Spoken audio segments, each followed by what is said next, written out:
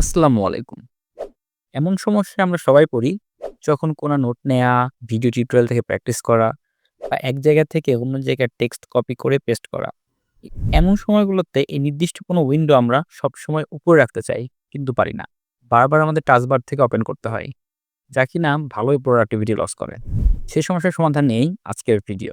আজ আমি আপনাদের এমন একটি চমৎকার টুল দেখাবো যেটার নাম টার্বোটপ।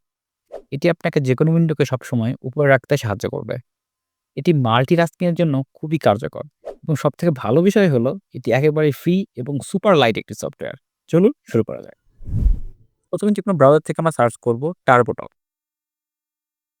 প্রথম এবং দ্বিতীয় যেকোনো লিঙ্ক থেকে আপনি ওপেন করতে পারবেন। যদি প্রথম লিঙ্ক থেকে ওপেন করতে যান তাহলে এখানে এসে ডাউনলোড বাটনে ক্লিক করতে হবে, অথবা আপনি যদি দ্বিতীয় লিঙ্কটাতে ক্লিক করেন সেটা অটোমেটিক আপনার ডাউনলোড পেজে নিয়ে যাবেন।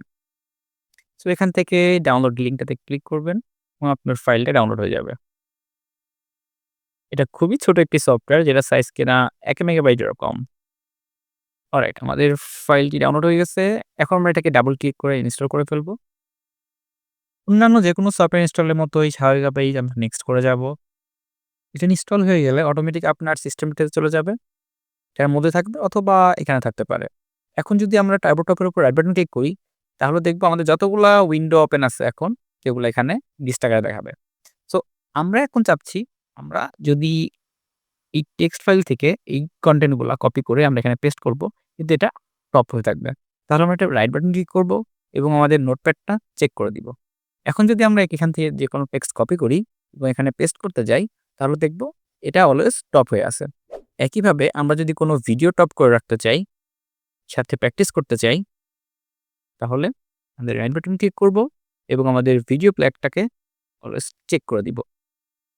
এখন আমরা এটি পাশে রেখে আমাদের মতো আমরা কোড লিখতে পারবো বা যেকোনো কাজ করতে পারবো। আবার যদি আমরা আগের জায়গায় ফিরে যেতে চাই, আই মিন অলওয়েজ স্টপটাকে ক্লোজ করতে চাই, তাহলে রাইট বাটন ক্লিক করব, জাস্ট আনচেক করে দিব।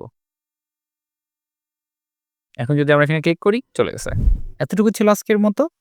আরো দুর্দান্ত টিপস এবং টিউটোরিয়ালের জন্য অবশ্যই চ্যানেলটি সাবস্ক্রাইব করবেন।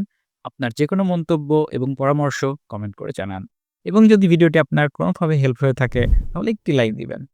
তাহলে আমাদের নেক্সট ভিডিও বানাতে আরো মোটিভেট হব। Thank you. আল্লাহ হাফেজ।